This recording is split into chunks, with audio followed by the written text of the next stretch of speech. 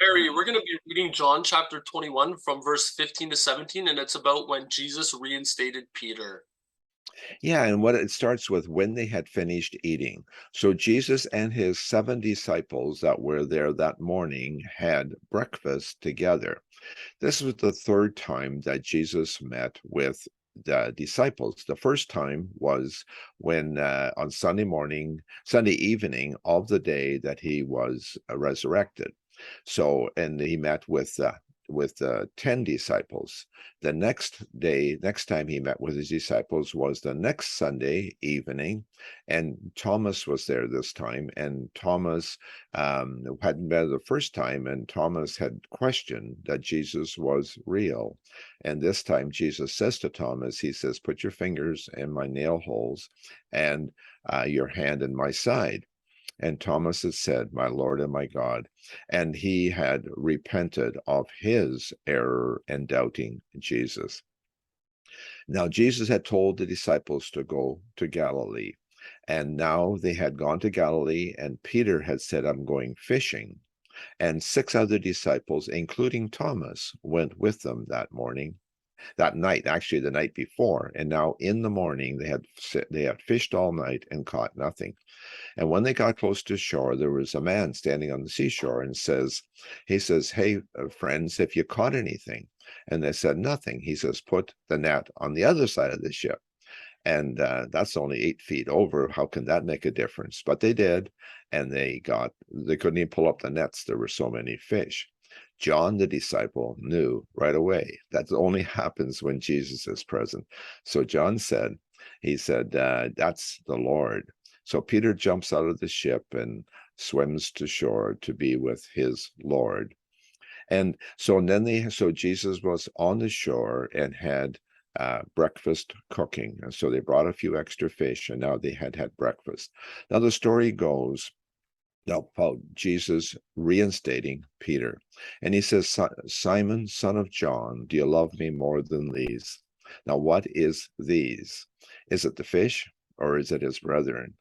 And he says, "Yes, Lord." He said, "I know that I love you. You know that I love you." And he was so clear on that. The fish don't matter, his friends don't matter, but Jesus matters. He's with his Lord. And Jesus said, "Feed my lambs." And that's so he has a job for him. And again, Jesus said, "Son of John, do you love me?" And he answered, "Yes, Lord, you know that I love you." Jesus says, "Take care of my sheep." The third time he said to him, "Simon, son of John, do you love me?" Peter was hurt because Jesus asked him the third time, "Do you love me?" He says, "Lord, you know all things. You know that I love you." And Jesus said, "Feed my sheep." And so I really love that story because what was the criteria for ministry here? And I just find that so rich. The first thing is loving Jesus. Do we love the Lord? If we don't love the Lord, I don't think we're called to ministry. I know I wasn't there for many, many years of my life.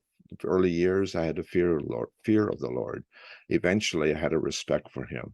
I can truly say that I love him. This is really special to me. And I finally got into a really pleasant place. And I love his word. I love sharing the faith. I love that.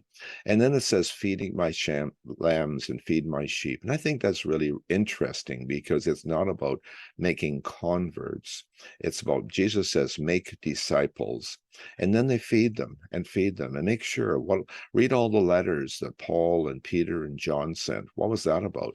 Feeding the lambs, feeding the sheep. And they did that in person, of course, too, trying to keep them out of the weeds and trying to feed them the grass and the clover and the things they needed so that they could stay healthy. I just really love this little story here. Of course, Peter needed to be reinstated.